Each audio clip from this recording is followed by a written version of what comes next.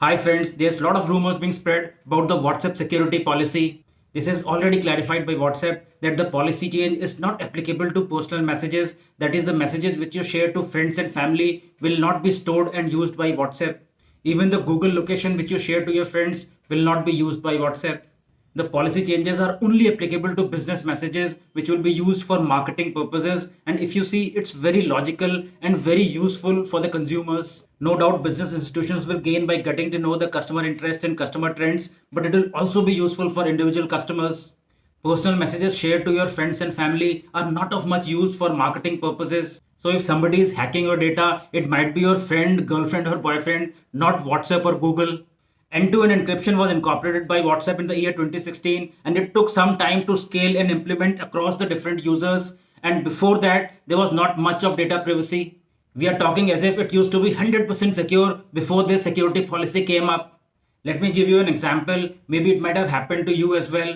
Around 12-14 years back, I had changed my mobile number and I went to the bank to update my mobile number in the records. I did not share this number to my family or friends. And to my utter surprise, on the same evening, I got a call from a real estate agent addressing me by my name and trying to sell a flat to me.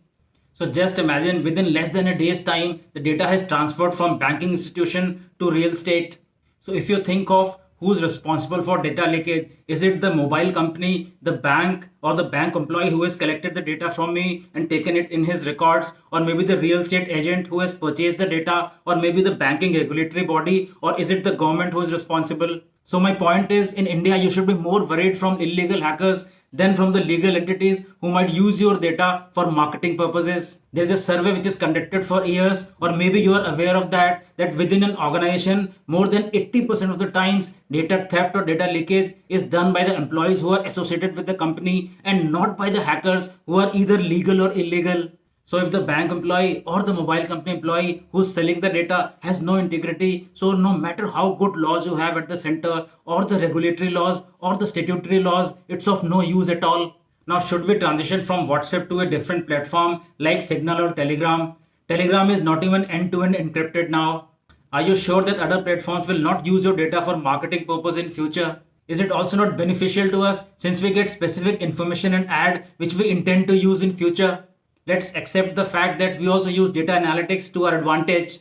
When Facebook had purchased WhatsApp in $19 billion, which is a free platform, it's obvious that they'll use it for marketing purpose. There has to be no doubt in that. Basically, they have purchased the huge user base of WhatsApp and not the technology. Technology can be developed by anybody. It is also said that government should come up with new data privacy laws like GDPR, General Data Protection Regulation, which is very much prevalent in Western countries. Surely we can come up with the new laws, but will it seriously have a huge impact on data theft? Are the existing laws implemented appropriately, such as the IT Act, Information Technology Act, or the cybersecurity laws, or the data protection laws? Are they implemented? Already there are organization-specific security standards like ISO 27001, SAS 70, SOC 2, and many others. Then there are industry specific security standards for pharma, healthcare, banking, insurance, telecom, and the standards are such as HIPAA, GXP, PCI DSS, SOX, etc.